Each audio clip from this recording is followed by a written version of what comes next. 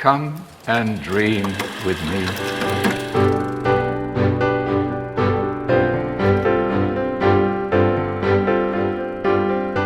Hello, welcome to What Do You Want to Watch, the Explosion Network's premier media podcast. Every fortnight we get together to talk about movies, TV, and online content. Help you answer the question, is Quentin Tarantino's next movie really his last one? Probably not. I'm your host, Asher Hobley. Joining me today, Dylan Blight. I mean, here's what I reckon. He's been saying it for enough time that he's going to at least commit to it for a period. Yes. Let's say it's like 15, 20 years. The motherfucker's going to come out at like 80 and be like, shit's fucked, I'm doing one last movie. I'm going to say, no, it's not his last movie, but also he disappears for quite some time. That's what I'm on.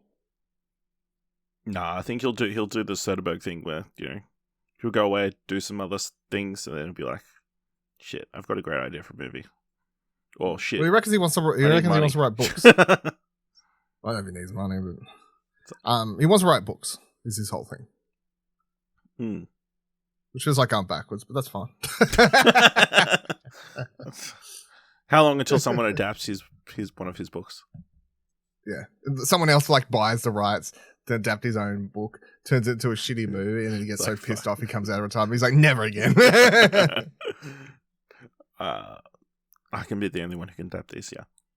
All right, on today's episode of What Do I Watch, we'll be discussing what's our watch history. We're going over a little bit of news, giving some thumbs to trailers, and giving you this week's top 3.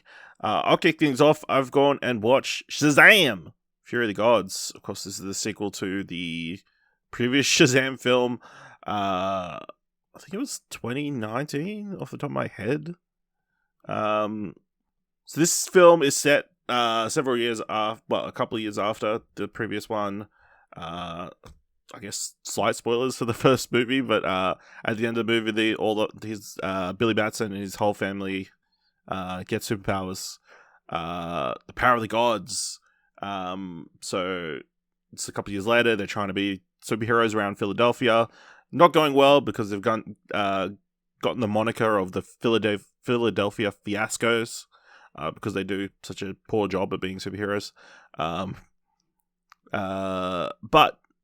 Helen Mirren and Lucy Liu play the daughters of Atlas, who are gods who, because of the events of the first film, have been released from their cage or whatever, and are now hunting down the Shazam family to reclaim what they believe are the powers of their parents.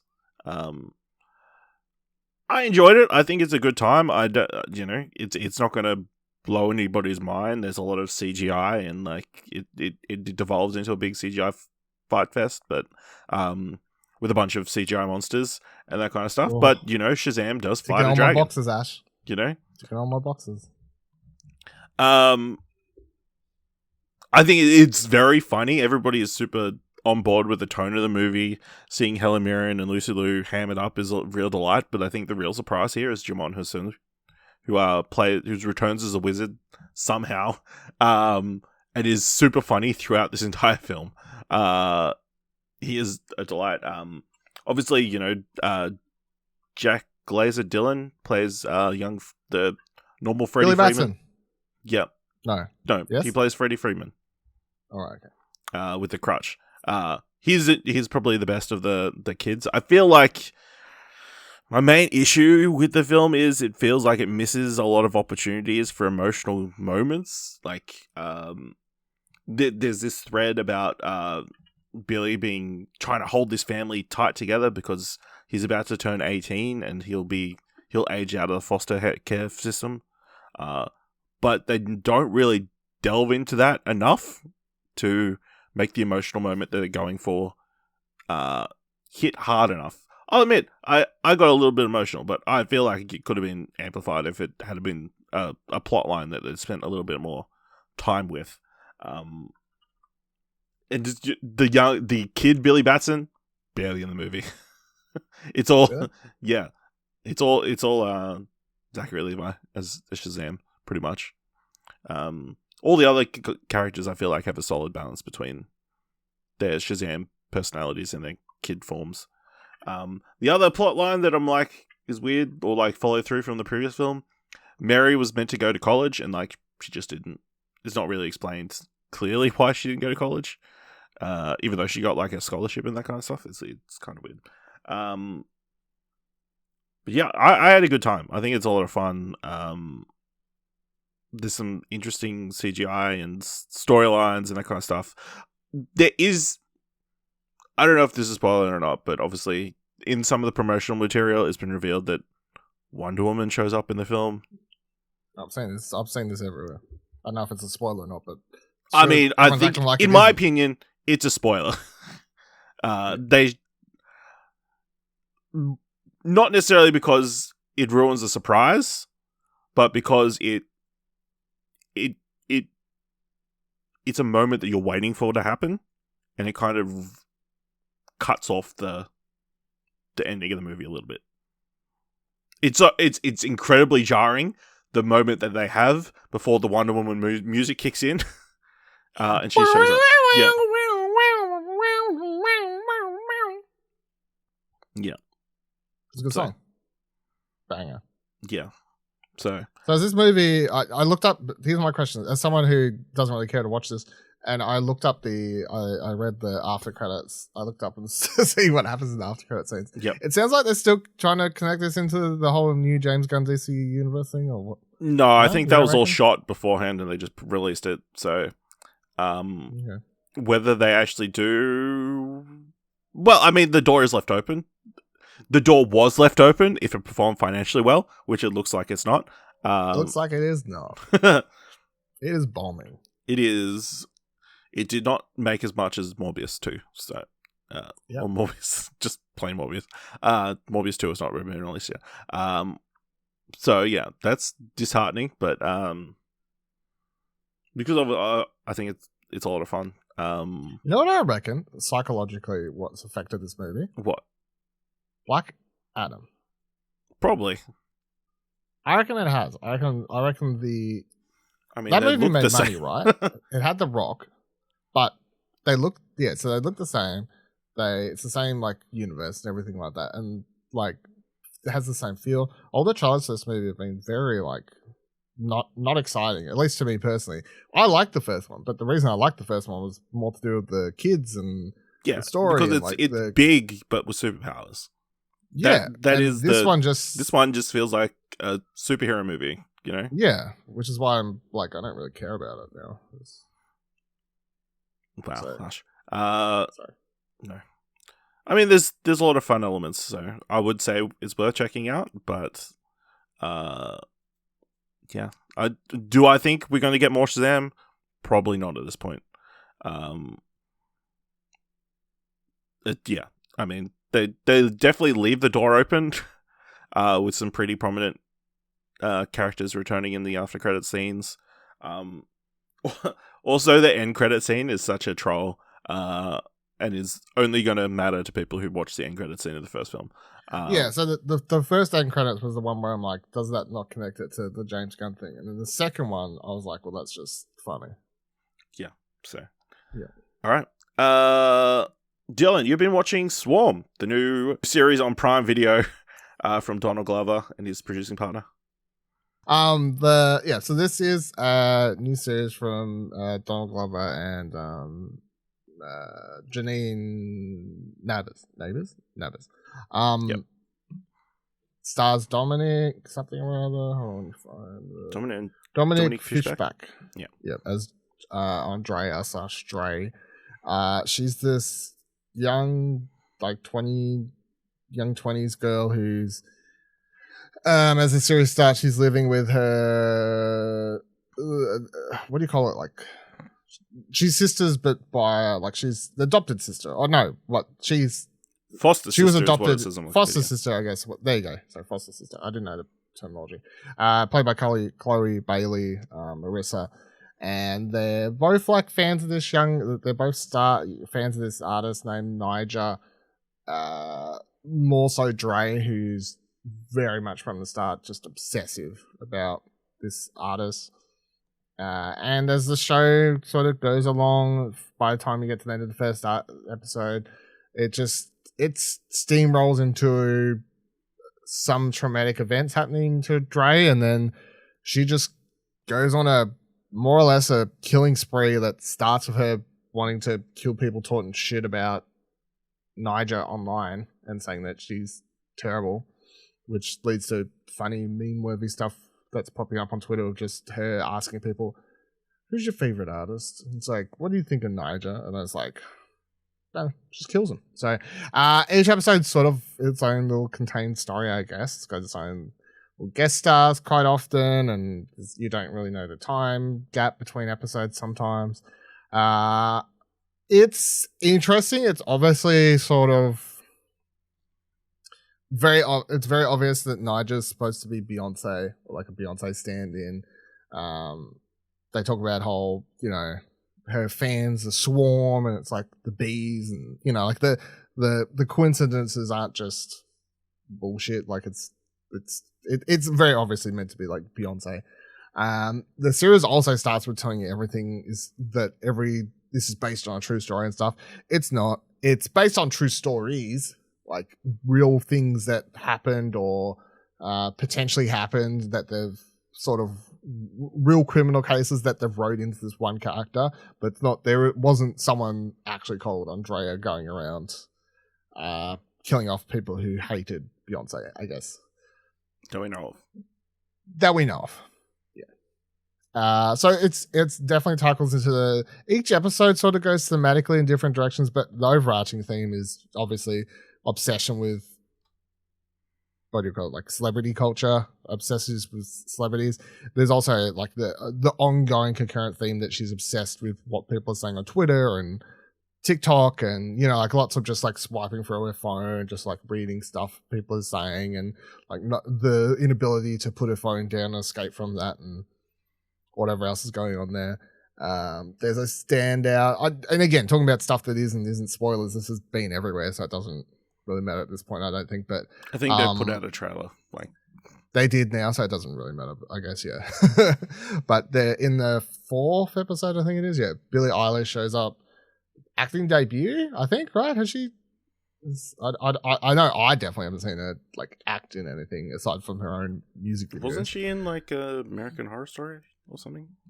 Was she? I don't know. I'm not up to date with the current season, so if it's not an acting debut, it's one of the. It does sound like something she'll do. So, but she's very good in that episode. It's probably one of the best episodes in the show. I found it very entertaining. So Billie Eilish basically plays this cult leader of she hosted Saturday Night Live and appeared on Sesame Street. So I mean, that's so acting debut. Yeah, I guess in a fictional role. She plays like the leader of this cult women's self-help group that sort of Dre gets dragged into. That's quite an interesting episode, and Billie Eilish is really, really good. So I'm keen to see if acting something that she wants to pursue more of, I guess, because I don't feel like it's she just like she got hired because she's famous. Like, she was good. She was generally very good. The series sort of the last 2 episodes, I think, is where it might lose it for some people, because there's almost 2. It's 7 episodes, I think, and it almost feels like the 6 episodes one season finale, and then the 7th episode's another season finale, and you sort of have to pick which one you want to believe is like the endings of the show sort of scenario. I think that's where it may lose some people, but yeah, it's definitely a show that can inspire conversation and make you think about some things, but I don't think it's going to be for everyone. I did like the cast and characters and general stuff, and it's a wild ride, but yeah, definitely not going to be for everyone. All right. So also on Prime Video, I've watched the first couple episodes of Class of 07. So this is a apocalyptic TV show about a bunch of girls who go to their 10-year reunion only for the apocalypse to happen. The apocalypse being a massive earth-wide flood. Interestingly... Realistic. Huh? I was going to say it's realistic. So. Yeah, absolutely. Interestingly, it's Australian, starring Australians. Main actors Emily Browning and Caitlin Stacey. Emily Browning plays a a woman who appeared on like a Bachelor-esque TV show and went off after not being chosen or not given a rose, and then, you know, goes on this massive rant, which ends up with a bird pooping in her mouth, and this has subsequently been the butt of all jokes. So yeah, they all end up at this 10-year reunion, and then the apocalypse happens. Like, they suddenly walk outside, and the school is so they're doing the 10-year reunion at their old school, which is like an all-girls school, boarding school. And where's it set? New South Wales or somewhere? Somewhere like that. It's on top of a mountain. So, I mean, to put that into perspective, it doesn't really matter where exactly it's set. I guess it's definitely not Brisbane, because the character says, "Oh, I need to go back to Brisbane to get, you know."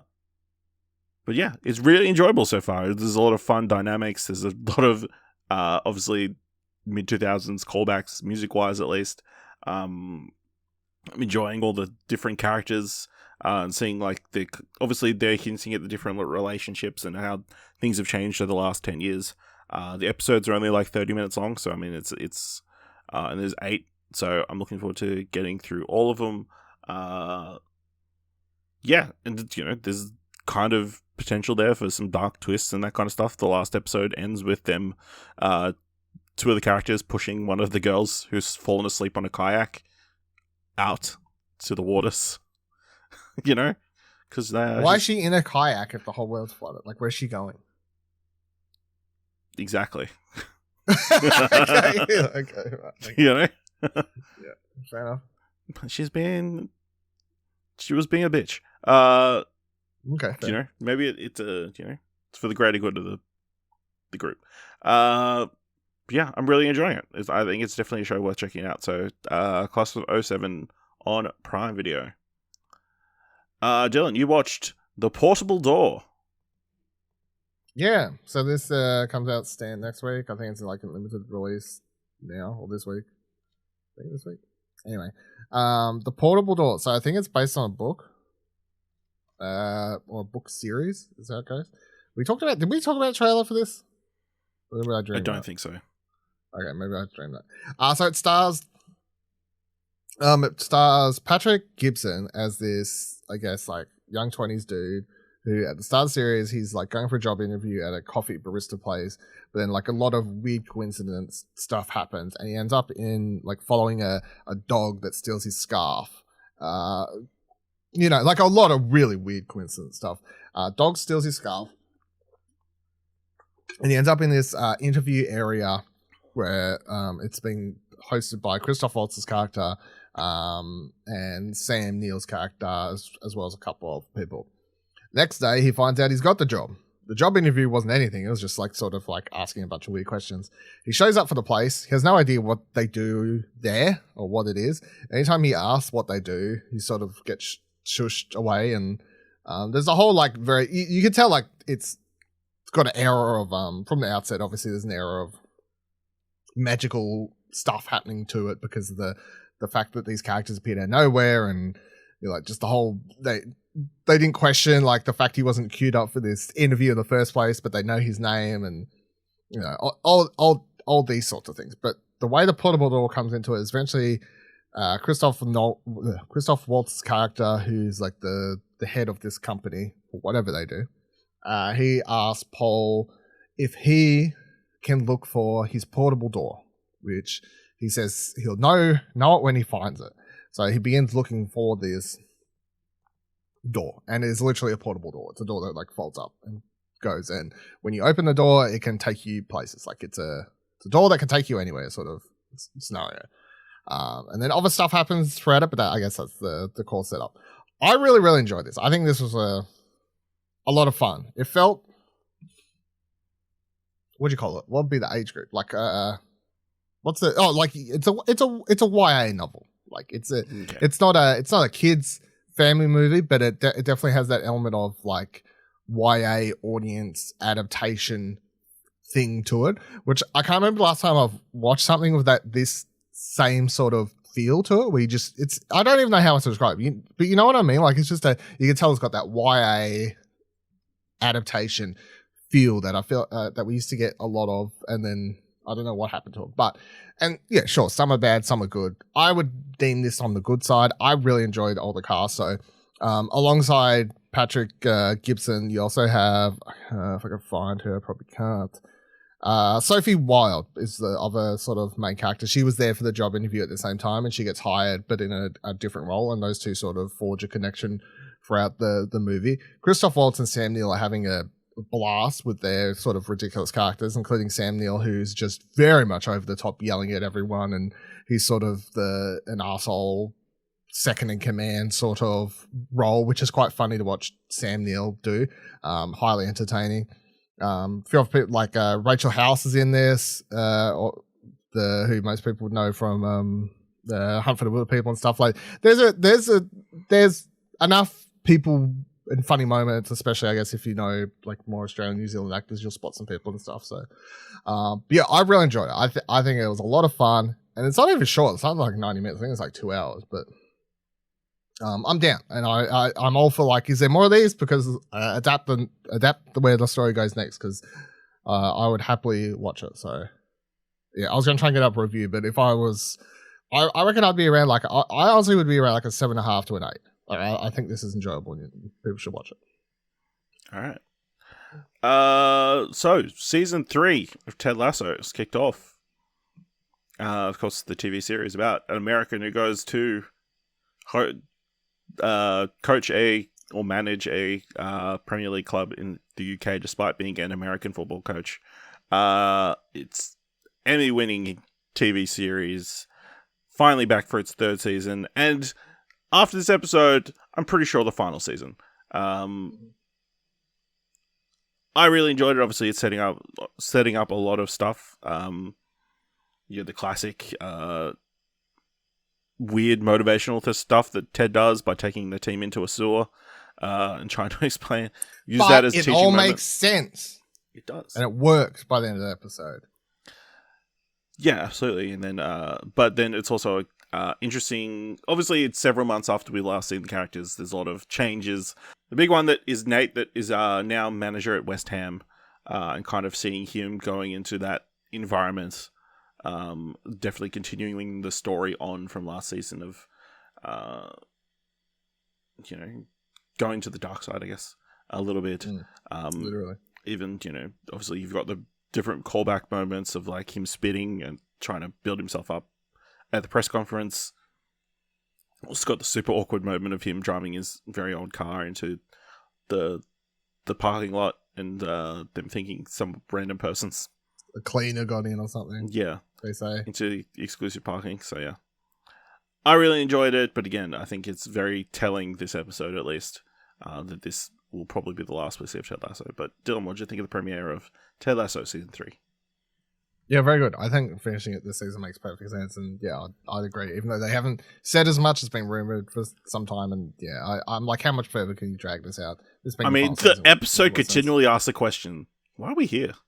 Yeah, I know. They literally like, why are you still here? And even to the point that watching it, you're like, yeah, why is he still there? Like he had a go. Like, how much longer do you want to have a go? Like, what's the like? And if you're not trying to win, then what are you doing? Like, what's the end goal, sort of thing. So, yeah, I really enjoyed it. Happy to see everyone back. I'm getting sort of annoyed with the only thing. My favorite moment as an audience member who doesn't like that. Roy broke up with super upset. Yes. Yeah. With what's her fucking name? Keely. Keely. Yeah, that Keely broke up with Roy, and then my favorite part, spoilers, I guess, we're spoiling the whole episode at this point. Yeah. But this part where he gets in the car at the end there with his niece, and she's just like, "Can I say a bad word, Uncle?" It's like, watch out, I can't even remember that. She's just like, I think you're being stupid. I think you're being stupid. Yeah. I was like, yeah, solid. And then Roy's just like, yeah, it's fair. Like, it's fair. Also, shout out to, because I tweeted, it was just very funny that the first moment you see Keely this whole episode, she's just on the phone and she's like, fuck you, Joe Rogan. Fuck you, Joe Rogan. Like, hangs up the phone. So, it's good shit. It is good shit, so yeah. Very excited for the next 10 weeks. Weird that it's releasing on a Wednesday is the only thing. It's a bit weird, but yeah. Whether that's a new thing the Apple TV to see, Well, what Shrink? Going Shrinking head comes to out head. Fridays, right? Yeah, everything previously is released on a Friday. Fridays, so yeah. going head to head with The Mandalorian, see which one, rates better. I think if they're going to get to a stage where they're putting out more shows, it doesn't make sense to release all your Apple TV stuff on the same day. It doesn't make any sense. It just doesn't. It does when Netflix does it because all this shit's bingeable and then people just choose which one they want to binge and they go for it. But even if I'm they watching put Shrinking, stuff out during the week, Yeah, I know. But if I'm watching Shrinking, at the moment, I'm watching Shrinking, I'm watching Ted Lasso, and I started watching Monster Factory, right? There's 3 different shows. Do I want to watch all of them on the same day? No. I'd prefer to have my week split up. Yep. Personally. Okay. As someone with a day job and a side hustle called explosionhour.com. I would like my time to be more, Well, I mean, you could choose to split it up. I know, but I want to watch them with it like as they come out so I can not have I don't want to see the memes and jokes on Twitter. I want to watch them. Just the don't night go on they drop. social media, That cannot work when I have a side hustle. Explosionhour.com. Yeah. Just mute words, I know Elon hates you muting words and blocking accounts, but maybe you should do it. Well, seeing as you brought it up, Monster Factory, new series focused on the wrestling school called Monster Factory.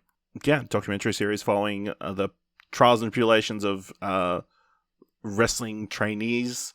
How many episodes have you watched? 1. I've also watched 1. Solid.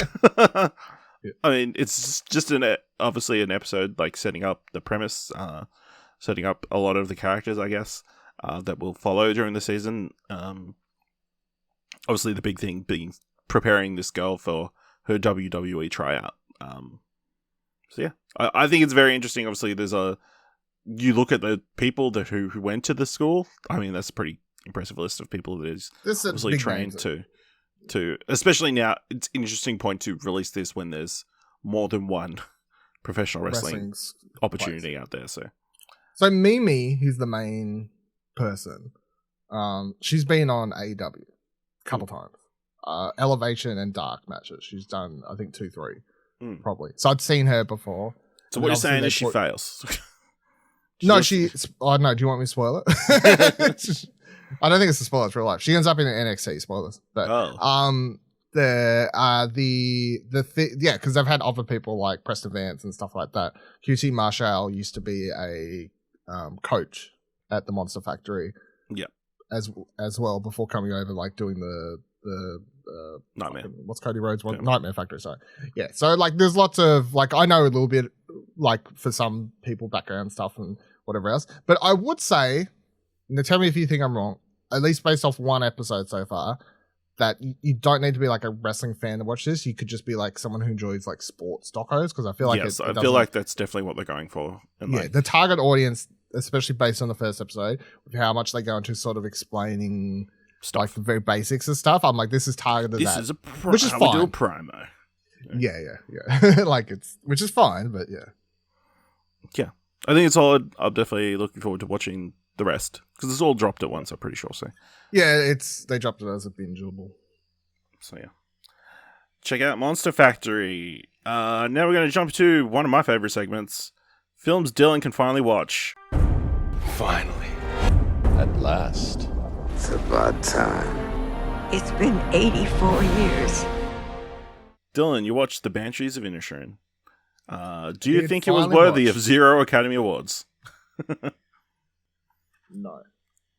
Now, hold on. Who won? I forgot. Who won actor? Brendan. See, I can't Brendan Fraser. I can't argue it because I haven't watched The Whale yet. Right. Yeah. I still have no hill to stand on until I've watched The Whale. So Okay, I won't go. Would down you that have road. put him over Austin Butler and Elvis? Fuck yes. Okay. It's easy. Very good movie. Very funny movie. Very weird movie. Highly enjoyable though. Had a great time watching it. Several times laughed out loud. I think one of the funniest things I've seen, at least that I've watched this year, is the bread part where Just thinking about it makes me laugh. Like, there's a part. So for people who don't know I guess for people who don't know the pitch of this movie, the pitch is literally that Colin Farrell's character like goes down to have a beer with his friend at the start of the movie, and his friend's played by Brendan Gleeson. Yeah, and he just doesn't want to talk to him anymore, and he doesn't explain why until like a little bit later, and his reasoning is more or less don't like it anymore. Like as like the most like just sort of abrupt friendship breakup, and they're living on this. It's set like what 1920s, I think, roughly, or whatever. Like Irish Ireland Civil War. Yeah, happening. Which they talk about. Well, you hear explosions on the mainland, but they're on this like small island, so everyone knows everyone. I was like, what the fuck else do you do? Apparently, other than drink every day and walk your sheep. Like it's just such a like you just drink and sheep and whatever else. Yeah, so he does all that, but then my favorite part is like later when Colin sees old mate talking to some other dude who's come down from the mainland. He like goes and picks him up on his little cart off his ride. He's like, oh, you're the guy. I saw the thing. I got a mail that a message came through for you. Your dad died. He's like, oh no, my dad's already dead, or whatever it is. My dad's already dead. It's like, oh no, sorry, it was your mum. Your mum's died. Oh no, what's happened to her? Oh, bread truck ran her over.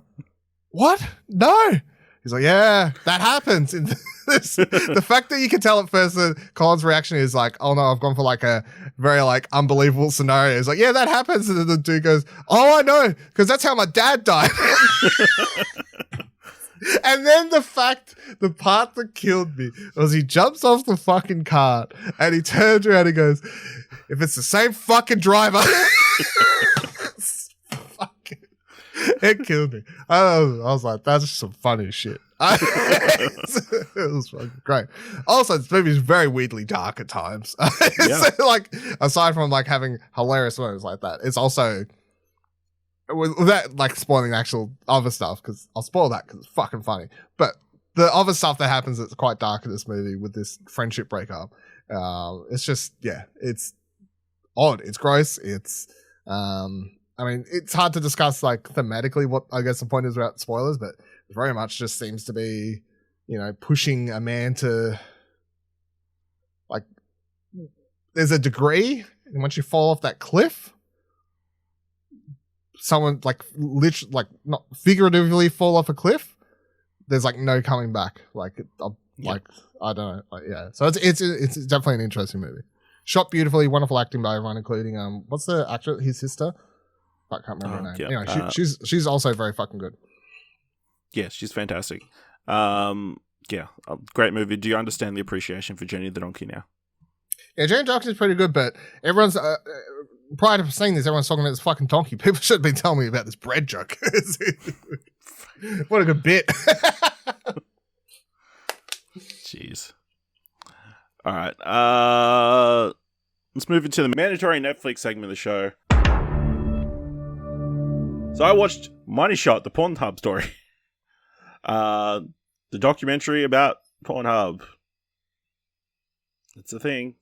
So it kind of delves into how Pornhub got its start, how it's run by this company called Mindfreak, who really, as much as they like run porn companies, their big thing is with SEO and like web optimization, and like obviously becoming the number one hit thing on every single adult search out there.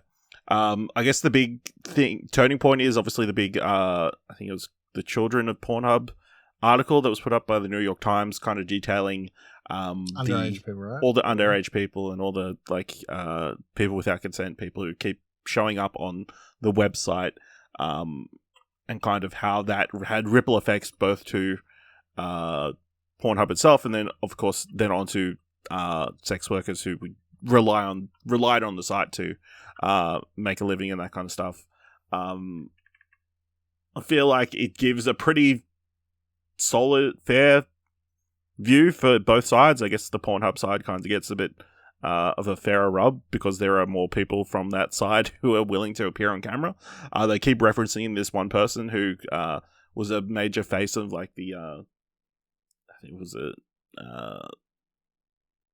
was very against Pornhub during that period, and she's not in the documentary at all. yeah, I think it's a solid documentary, kind of like detailing like an interesting part of the internet that probably has not been discussed very much. Yeah, I mean, it's a fine documentary. I mean, if you're there wanting to get boob and tits, I guess it's not really, that's not what this documentary is really about. I mean, it's there like peripherally, but yeah, I mean, it delves into how they were doing moderation and how poorly that was being done and that kind of stuff. So, yeah, if that's a facet of the internet you want to find out a bit about, check out this documentary. All right, let's move into a little bit of film news and the big story this week. Willow cancelled after 1 season, or is it? Reading from Empire Online. It's been a rollercoaster week for Willow fans. A few days ago, reports emerged that the Disney Plus sequel series to Ron Howard and George Lucas's 1988 fantasy movie was being cancelled after just 1 season on the streaming service. But in a lengthy statement, showrunner John Kasdan has spoken out about what's actually happening with the show, and it's more complicated than a simple cancellation. The good news is there may still be plenty more story on the way. Kasdan states that the show isn't going straight back into production, but he says it's absolutely not the case, that future episodes will never be made, with the plans for Volume 2, and similarly more beyond that. Kasdan says, a decision was made last week to release our main cast for other opportunities that may arise for them in the coming year. With all the TV and movies in production around the world, it feels unfair to limit an actor's availability without a clear sense of when you're going to need them. Again, it's further trivialized by the simple reality that these scripts that we're working on require just as many actors with whom no such contractual hold exists. As Kasdan points out, there's an industry-wide slowdown on streaming service production at the moment, and Willow won't be shooting in the next year. But here's what's equally true. With an enthusiastic and unwavering support of Lucasfilm and Disney, we've developed and written what we hope is brain-meltingly fun, richer, darker, and better Volume 2, which builds on the characters and story of our first 8 chapters. Dylan, what do you think of this news around Willow? It was a wild ride, but I think what Kasdan said at the end makes perfect sense. Or in his tweet that came out like a couple of days prior, after the news or whatever broke. So I think that makes perfect sense. The fact that if it got cancelled, it would really suck. Yeah. it was like, actually, I still have like 2 episodes left that I really want to get to if I have time, but I've so far really, really enjoyed the series, and knowing that I've still got those couple episodes left is sort of just like knowing that I've got some, it's like knowing I've got lollies or chocolate or, like a treat in the fridge that I'm eventually going to be able to dive into. So, compared to a lot of the other Lucasfilm Disney Plus series, namely Star Wars, in which the quality is mostly average, like across the majority of the series, average or bad, with the standout being obviously Andor. It would be really shit to see that Willow, which had such a great cast, really interesting story, building upon the film in such great ways. It just would be highly disappointing. But yeah, I think everything that Kasdan says makes perfect sense. I don't think that's bullshit. I think that's like covering up anything. No, absolutely. I think it's interesting, obviously, that that if it's not going to production straight away, like we'll release our actors from contract. It's like very much a contract heavy thing. That is like going to be tricky to like figure out in the future, I guess. Like, of course, we've always had this thing where I think with shorter seasons and that kind of stuff, but longer productions, I guess, it's trickier now than it has ever been to like get actors to stick with one project. Of course, you also talk about them not getting as much residuals as they used to. I think I remember Sydney Sweeney talking about like she can't stop working because she's not really making enough as an actor to keep herself afloat. To be fair, she said she wouldn't be able to go on holidays for 6 months in California or something, and I'm like, but I mean, back in the day, you'd shoot your series and then you'd get like 3 months off or whatever to do whatever you want, because you could live off the residuals of the show and that kind of stuff.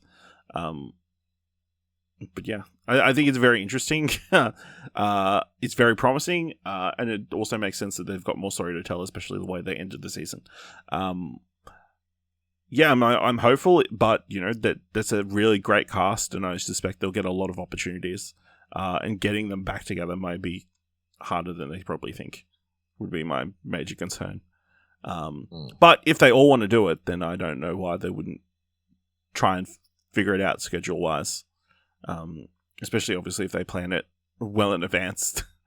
I guess it would be an interesting point from, like, a cost, like a pre-production, like going, oh, we're not going to do a volume 2 until we figure it all out. Like, how financially expensive that is, like, to keep all the people who would need to be around for pre-production and that kind of stuff involved. And, like, obviously it will have a different feel because it's not just the actors who potentially won't be back. It'll be, like, all the behind the scenes cinematographers and camera people and, like, all them on a as well. much smaller scale. There was, like, an actor who had, like, a small part in the season 5 of on Better Call Saul, and then because of it sounds mean to say because of when a heart attack happened and production had to be slowed down, that person went past their point that they were on hold, so they actually had to move on to the next project, like, legally. So they actually had to hire a different actor. Like, I know it's a smaller scale, but these things happen. Like, people will sign a contract for 8 weeks. They need to work like 4 weeks, or maybe they sign a contract for 5 weeks. They need week 4, so they got a week of wiggle room or whatever. But yeah. So especially all these smaller bit part players, like that, they're going to be the tricky people too. But this show doesn't necessarily have the most amount of smaller cast, so I mean, no. That I'm sure that helps, but yeah, getting the core group back together may be tricky. I guess we'll wait and see. So, more details have emerged about the planned Doctor Who spin-offs, one of which is set to feature Gemma Redgrave as showrunner. Russell T Davies says an episode of the new series is one of the greatest things I've ever made in my life. Of course, since striking an international distribution deal for Disney Plus, Davies, who is showrunning the series for the second time, has been clear that spin-offs will arrive as part of the expanded Who-universe. Who-universe. Okay, that's a weird way to put it. One of those spin-offs will be based on military research organisation UNIT and will star Redgrave as Kate Stewart. BBC sources confirmed Redgrave has played Stewart in 10 episodes of Doctor Who since 2012, and the spin-off will focus on her running the UNIT, which has appeared on and off in Doctor Who for the past 50 years. Dylan, are you excited for a UNIT spin-off? I could be. I wouldn't say in general that I'm excited. I know it's like a big part of Doctor Who it's a big part of, like, old Doctor Who, I guess. New Who, it's been there with Kate and everything like that, but I don't feel like there's anything in UNIT currently that would have me, like, really excited. Also, with where Doctor Who's at as a franchise, the idea of spin-offs currently is not... I don't think there's any spin-offs that would currently excite me, simply because my excitement level for Doctor Who is at a level of... you need to pull me back in. You need to win me back over a little bit for me to get excited about spin-offs. You know, compared to where they were like Torchwood, Sarah Jane Chronicles, you know, like they fucking whatever else they were doing. I can't remember. They did something else, I think, as well. So, yeah. Yeah, I mean, I'd be intrigued. This doesn't really go into detail as to whether this is also being financed by Disney, which I feel like would be a massive... If it was, then I think I'd be more confident that, you know, because, you know, it's obviously would have the budget behind it to do crazy stuff. I feel like you just need to know the creatives involved and maybe more of the cast and that kind of stuff. Obviously, the last time we've seen UNIT, they were in a very bland office building. Yeah, it'll be interesting to see what they do and what they want to do going forward. So, yeah. All right, Dylan, every single week there's so many different projects that are getting announced, casting rumors and different deals going through. There's no time to cover them all, so we're going to cover them in a segment we like to call Would You Want to Invest? So I will list a different project with all sorts of different information, whether it's people who've been cast, directors involved, they've been bought by a studio, and Dylan will let me know if he would partially invest, fully invest or not invest on the project based on any criteria he deems fit, and then history will be the judge if he is right or wrong. Alright. First project. Following his big animation feature Oscar win for Pinocchio on Sunday, Guillermo del Toro is getting ready to find his next live-action film. Sources tell Deadline that Andrew Garfield, Oscar Isaac, and Mia Goth are in early talks to star in Del Toro's Frankenstein on Netflix. Del Toro will write and direct the pick. Insiders close to the pick caution that Del Toro is still working on the script and no formal offers have been given to any actors, but sources add that he has met with all three and each is on board to star. Del Toro has been developing the Frankenstein project for some time and long has been wanted to make a movie centered on the iconic Mary Shelley story. It is unknown whether his version will be a period piece or is set in modern times. Also unknown is who would be playing Dr. Frankenstein or his creation. It is believed Goth would be playing the Doctor's love interest. Yeah, fully invest. I feel like that's I don't like have a huge like, oh man, Frankenstein, what a franchise, what an IP I have such love for. But the cast, Guillermo, I feel like that'd be a smart invest. Smart of Netflix to keep Del Toro on board. Yeah, that too. All right. Academy Award nominees Florence Pugh and Andrew Garfield have now found their own project to co-star in. Sources tell Deadline that two are in negotiations to star in Studio Canal's We Live in Time. John Crowley is on board to direct, with Nick Payne penning the script. Studio Canal developed the script and will produce with Sonny March. Plot details are being kept under wraps, other than it is described as a funny, deeply moving, and immersive love story.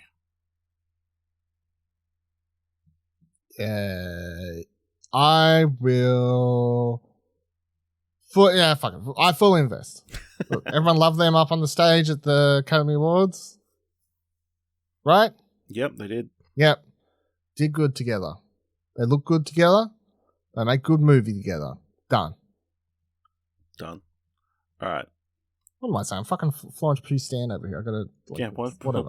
Fully invest in anything she's in. I don't care. All right. Natalie Emmanuel is set to star in the cast of The Killer for Peacock and will star opposite Omar Sy in a leading role. The two are top-lining the reimagining of the 1989 John Woo film, which the author-director is also set to helm and produce. The original pick starred Chow Yun-fat and follows an assassin who takes one last assignment in order to use his earnings to pay for the surgery that will restore the sight of a singer he blinded. The details behind the new take are unknown. The fuck? Nah, I'm out, dog. You're out. I'm out. I'm not investing. No, I'm sorry. John Woo has John Woo films have something to them. Someone remaking John Woo things. But it's John Woo remaking it. No, doesn't matter. Okay. I'm out. You're out. Emmy winner Michael Chiklis is set to star alongside Danny Pino in Hotel Cocaine, MGM Plus's upcoming crime thriller from creator Chris Brancato. Hotel Cocaine is the story of Roman Capote, a Cuban expatriate who fought against Fidel Castro in the Bay of Pigs invasion, and he remade his life in Miami. He is a general manager of the Mutiny Hotel, the glamorous epicenter of the Miami cocaine scene of the late 70s and early 80s. The Mutiny Hotel was Casablanca on cocaine, a glitzy nightclub, restaurant, and hotel, frequented by Florida businessmen and politicians, international narcos, CIA and FBI agents, models, sports stars, and musicians. Chiklis will play Agent Zulio, who will stop at nothing to shut down the drug trade, if it means using innocent civilians to accomplish his ends. Yes, I will fully invest. As much as you nearly fucked up the idea of the movie, but that's fine. Yeah, full invest. I feel like it's an interesting story. That Fidel Castro's, it's a, what do you call it? Like, it's an evergreen topic. It's an evergreen subject. It's an evergreen sort of person. Yeah. I feel like there's always interest in certain people in history, and I feel like this is one of said people. And the right sort of movie can always lead to great success. So I'll fully invest. Yeah. Oppenheimer, A Quiet Place 2, and Peaky Blinders star Cillian Murphy is embarking on his next project with the feature adaptation of Claire Keegan's acclaimed novel, Small Things Like These. Murphy will star in and produce the film, which is being greenlighted by Ben Affleck and Matt Damon's Artists Equity, which will finance the project. Kieran Hines and Emily Watson are also starring in the drama, whose source material has been likened to a Dickens tale. The story takes place over Christmas in 1985, when devoted Father Bill Furlong discovers the styling secrets being kept by the convent in his town, and some shocking truths about his own life as well. So I've got Cillian Murphy, Kieran Hines. Who else was there? Emily Watson. Emily Watson. Who was directing it? I don't think that was director. I didn't hear anyone. I will partially invest. I like the cast. I like the idea. You didn't give me a director though. I'll partial invest. You get both the birthflies. You get Kieran Hines and Cillian Murphy. I'm sure that's like a crossover for a very specific fan base, but yeah. All right. Jack Black and brothers Bobby and Peter Farrelly, the team behind 2001 comedy Shallow Hal, look to be reuniting for the holidays and bringing an infamous character along for the sleigh ride. Sources tell Deadline that Black is set to star in the Christmas comedy Dear Santa, with Bobby Farrelly set to direct and Peter Farrelly on board to produce with Bobby and Jeremy Kramer. The movie centers on a young boy who, in writing his yearly note to Santa, mixes up the letter and sent it to Satan instead. Black recently teased the project on social media when he posted a photo of himself posing with Christmas decorations with no context. It got everyone talking about how it could be.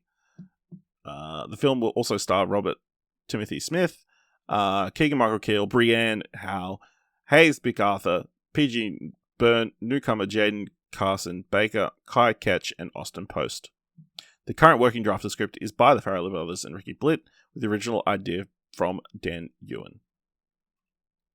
yes, I will fully invest. That sounds amazing. I just had to double check to make sure I read the title of the film. In case that was the thing. All right, yeah. No, it's a thing apparently. All right, last one for this week. Maybe time really is a flat circle. 9 years after they starred in the first season of HBO's True Detective, Matthew McConaughey and Woody Harrelson will re-team for a very different kind of show. The pair will star in and executive produce a comedy series on Apple TV+. The untitled show comes from Schitt's Creek alum David West Reed, who also created the streamer's upcoming series, The Big Door Prize. The 10-episode series is described as a heartfelt, odd couple love story revolving around the strange and beautiful bond between Matthew McConaughey and Woody Harrelson. Matthew and Woody's friendship is tested when their combined families attempt to live together on Matthew's ranch in Texas. I feel like it's a smart fully invest. Even though that doesn't sound exactly what I would want out of their Pairing. It's not like what pairing, but I feel like people would watch it because of the pairing anyway. So yeah, I'll go for a smart and fully invest on that one. You know what I say to that, Dylan? All right. All right. All right. Yeah. All right. All right. All right. Let's get. All right. Okay. Let's move into some thumbs for trailers. Of course, you can find all the trailers we're going to talk about this week in the show notes below. First trailer: Ruby Gillman, Teenage Kraken, directed by Kirk D'Amico, starring Lana Condor, Toni Collette, Annie Murphy, Sam Richardson, Liza Koshy, Will Forte, Coleman Domingo, Jabuki Young-White, Blue Chapman, Eduardo Franco, Ramona Young, Echo Kellum, Nicole Byer, and Jane Fonda. 16-year-old Ruby Gillman learns that she is next in the legendary line of sea krakens. Despite her lofty destiny, she is desperate to fit in at Oceanside High. Ruby struggles even more to fit in when her mother forbids her from going to the beach. After disobeying her mother's rules, she discovers that she is descended from the warrior Kraken Queens and will ascend to the throne as the warrior queen of the Seven Seas, her grandmother. The Krakens are a race sworn to protect the world's oceans from the vain, power-hungry mermaids by battling for eons. Ruby would need to embrace herself to fight Chelsea, a mermaid-turned-human who enrolls at Oceanside High School. Dylan, what did you think of the trailer for Ruby Gillman, Teenage Kraken? I'm going double thumbs up. I thought this looked like a bit of fun. I liked it. Mermaids are bad. Although the whole pretending to be human thing was reminding me obviously of what's that movie that I apparently hate? The Disney one? Oh, it's Luca. hard to narrow it. Yeah. Yeah, that Hard to one. narrow it down. Yeah. So I don't know. It's got people liking it. It's got good casts. Looks like a fun time. I'm going double thumbs up. Yeah, I'm also going double thumbs up. You know, it's pretty cool that in 2023 we're going to get a cool movie with mermaids in it. You know, Yeah. at least one. You'd think there'd be more than one, but I mean, they're clearly taking a very unsubtle jab at Disney with their modeling of the mermaid in this, clearly to look like Ariel, or at least the animated version of Ariel. And yeah, it's a fun twist to like make mermaids the bad guys, I guess, and Krakens the good guys. Yeah, I think it looks very good. Pretty well animated. All the underwater stuff looks good. I'm sure there'll be some explanation as to why nobody notices she's a blue Kraken-like creature. Whether it's yeah, I'm looking forward to it. It looks like it's a good time. So this is this is my one almost negative. So it's releasing in the US on June 30th, releasing in Australia 14th of September. double thumbs down. Bullshit. Really? It takes you 3 months to release it? Can't wait for everyone to have already pirated it by then. Absolutely. Yeah, all the little kids on their iPads are already watching it, so.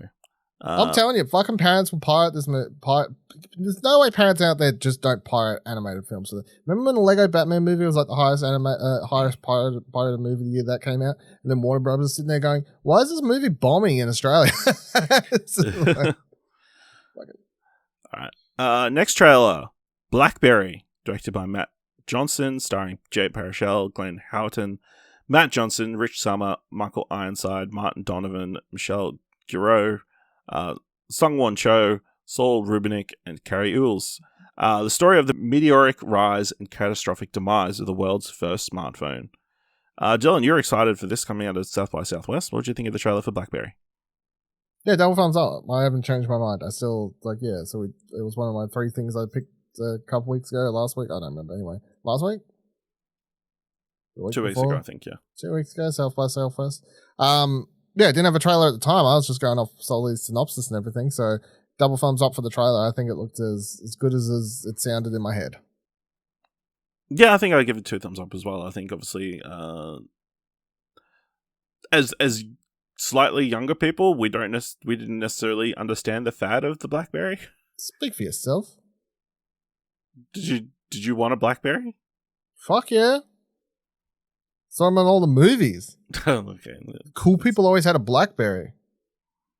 But yeah, I think it's pivotal that obviously a major turning point is the iPhone being released now. And that's in the trailer too, isn't it? Yes. I just like how they show you and we call it the iPhone, and the dude's just like, fuck! This trailer has a very Social Network vibe to it. It definitely does, and it's interesting. They're raising the idea of how. I guess this is also how text messaging became such a prevalent thing. So, and kind of explaining that. But yeah, it looks very cool. So, BlackBerry coming to US cinemas May 12th, no Australian release date. Bow bow. Next trailer, Beef, created by Lee Song Jin, starring Stephen Yeun, Ali Wong, David Cho, Young Mazino, Joseph Lee, and Patty Yasutaki. An incident of road rage slowly consumes the 2 people involved. Danny Cho, a failing contractor with a chip on his shoulder, goes head-to-head with Amy Lau, a self-made entrepreneur with a picturesque life. The increasing stakes of their feud unravel their lives and relationships in this darkly comedic and deeply moving series. Dylan, what did you think of the trailer for Beef? Double thumbs up for this one too. I feel like I'm very interested to find out if these 2 kill each other or become friends and kill the other person that's honking at them at the end of the trailer. If that's the big swerve. But I mean, it looks like Ali Wong and Stephen Yeun, 2 people who I enjoy in their own regard, both playing very wild characters that I don't think I've seen either do before, I guess. Definitely both very different characters. Both characters in completely different places, which is also, I guess, the funny thing where they're just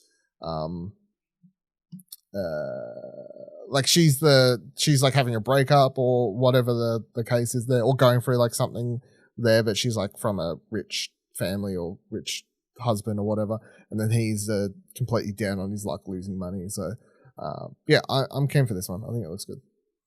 Yeah, I'm very excited for this one. I think it looks fantastic. I think as a trailer, it's really well cut together, and like, yeah, I think this is a really fantastic trailer of itself, and then also gets me very excited for the series. Just a lot of the interesting visuals and that kind of stuff, and like, I like the part where Ali His Wong's just like choices. pointing the gun and obviously recording a video to send to Steven's character, and then like her husband or whatever like walks in and is like, "What the fuck are you doing?"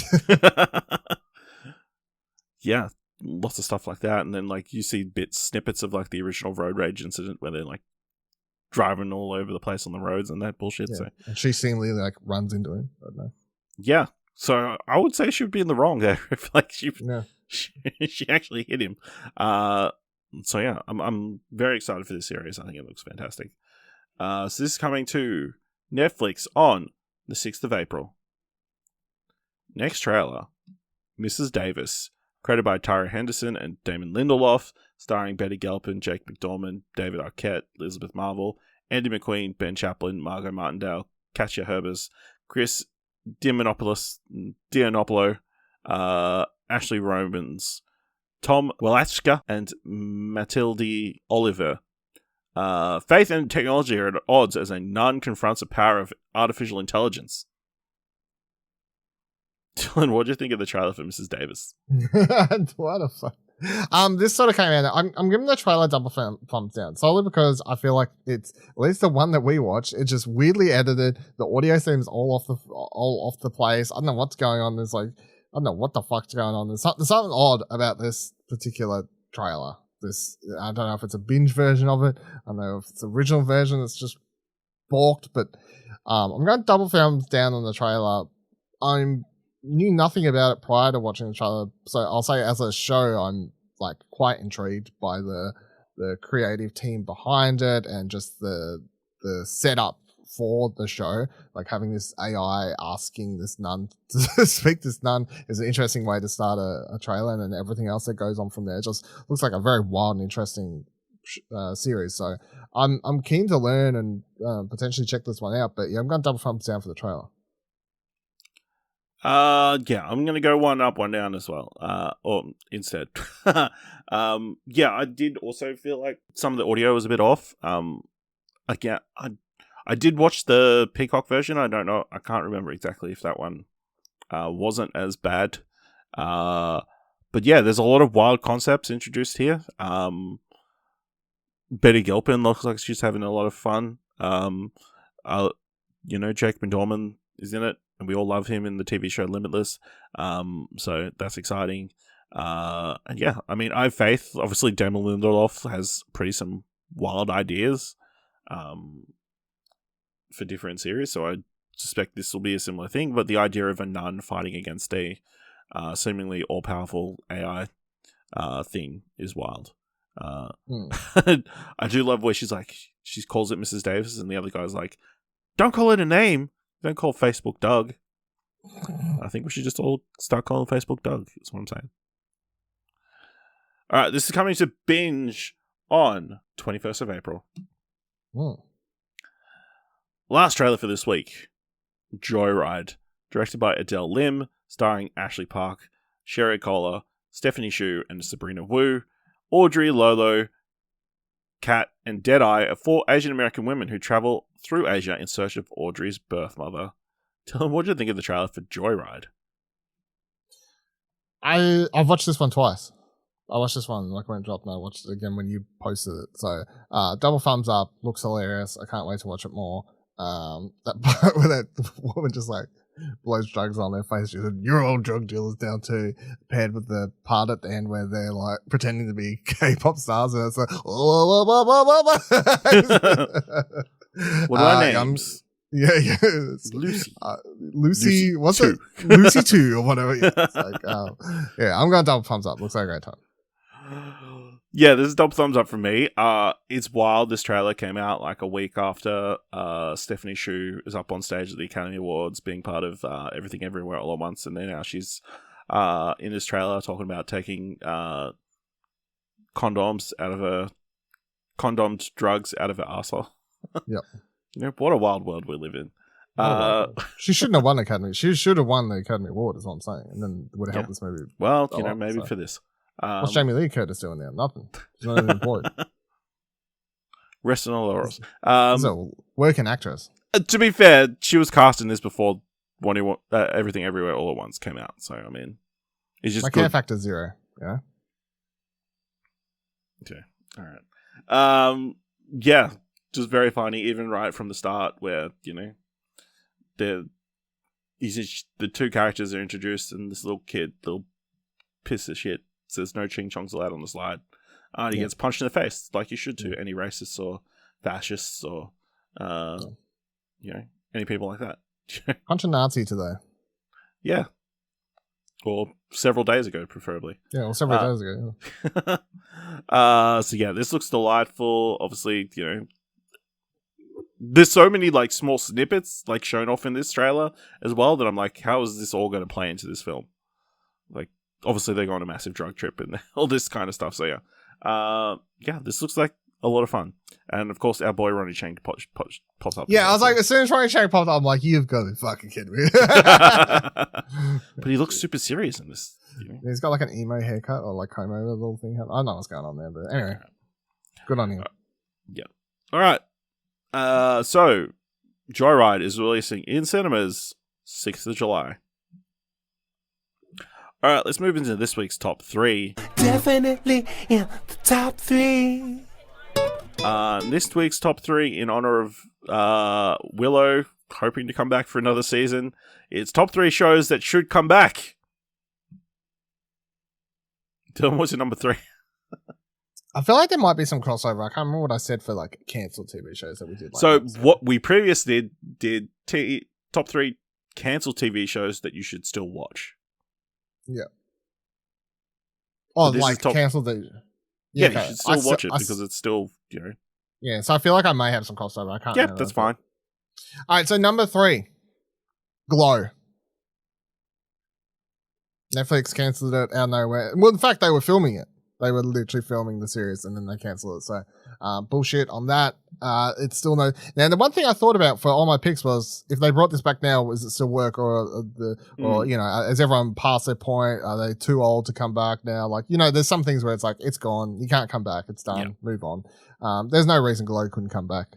There's absolutely no reason. It's been time. So yeah, if they were like Glow's coming back, new series this year, next year, fuck yeah, let's go. My number 2 was Glow. It makes sense, you know.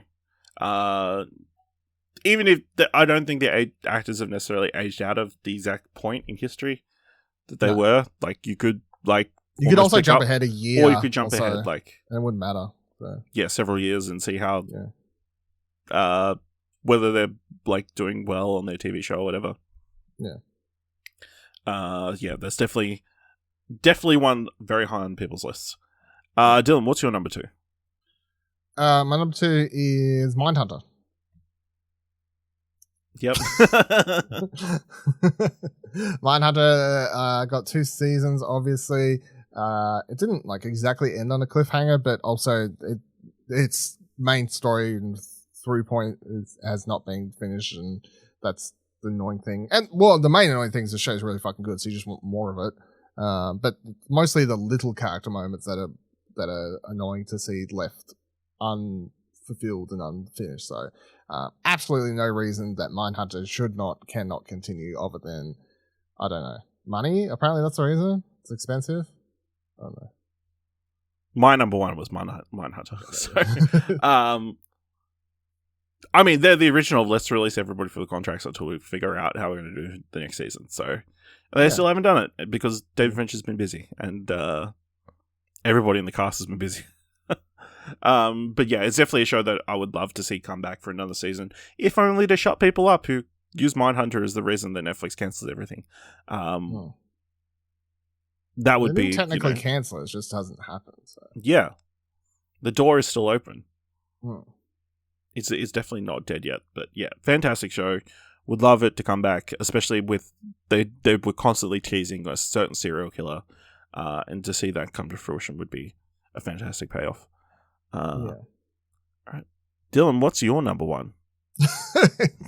My number one was Hannibal. So obviously, I think this was on my list, but Hannibal, one of my favorite shows of all time. It got a finish, I guess, because Brian Fuller was scared that he may not get a fourth season, and that's what wound up happening. But of course, he had plans for a fourth season. We were about to enter the Silence of the Lambs, Clara Starling territory of the Hannibal movie, books, whatever you know Hannibal from, period. So it's sort of annoying that we were that close to getting to what's considered the best, I guess, book of them all, and sort of touching into that territory. But also, Hannibal's just such a utterly fantastic, well-written, mind-blowing, beautifully shot, like nothing you've ever seen before show with two fantastic actors sitting across the table from each other playing mind games that I would have happily taken another couple seasons of it and never complained about it. So, and there's no reason other than the fact that I guess one of those actors is sort of in a lot of Hollywood movies now, that we couldn't get more, or it couldn't return. So my number one pick is Hannibal. But going back to my number 3. My number 3, Marvel's Agent Carter. Of course, the TV series in which Haley Atwell plays Agent Carter at after the events of Captain America, First Avenger, and kind of start the beginnings of S.H.I.E.L.D. I feel like you could still do that. You could definitely come back and shiftly jump forward in time. And with, obviously, now the advent of Disney Plus, that seems like it's a series that, you could definitely have. And you could definitely, especially if they've want to do more S.H.I.E.L.D. related stories, it definitely feels like S.H.I.E.L.D. as an organization is sort of coming back. You could again delve into the origins of S.H.I.E.L.D. I think that would be very interesting and definitely something worth Disney and Marvel's time. So, yeah. Dylan, this week, what do you want to watch? John Wick, baby! Let's go! Fucking Keanu Reeves at it again. Don't know what's up. Trailer says he gets another dog. Somehow these people don't stop coming for him. It's a hard knock life to be John Wick, I'll tell you that. But I'm very excited. All these movies are great. The second one's the worst one, but even that's fine. Hot takes done. And then the other thing I'm looking forward to, TV show. Do you want to guess? See if you can guess. No, looking at a calendar. You don't know. It's Yellow Jackets. You're looking at a calendar. Yellow Jackets kicks off starts this Friday, season premiere. So Yellow Jackets, one of my favorite shows from last year. Keen to get into that, the second season of that. So they're my two picks. I'm making a thing now. I'm picking a movie and a TV show. Oh, yeah, okay. I've only got one pick, and it's season 4 of Succession kicks off Monday. One of the best TV shows currently being made, coming back for its final season. I'm definitely excited to see how the events of the season finale kind of ripple out to this final season. So yeah, very excited about that. All right, let us know what you want to watch this week, or what are your top 3 TV shows that you want to come back.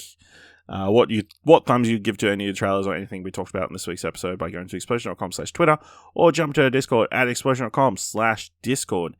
If you want to help us out here at What Do You Want to Watch, leave us a review on Apple Podcasts or on Podchaser. Leave us 5 stars. Anyone can leave 5 stars. Or just tell people about the show. And if you enjoyed this episode, think it's worth $1, head over to our Ko-fi page at explosion.com/support. Thank you very much for listening. Until next time, keep watching stuff, I guess.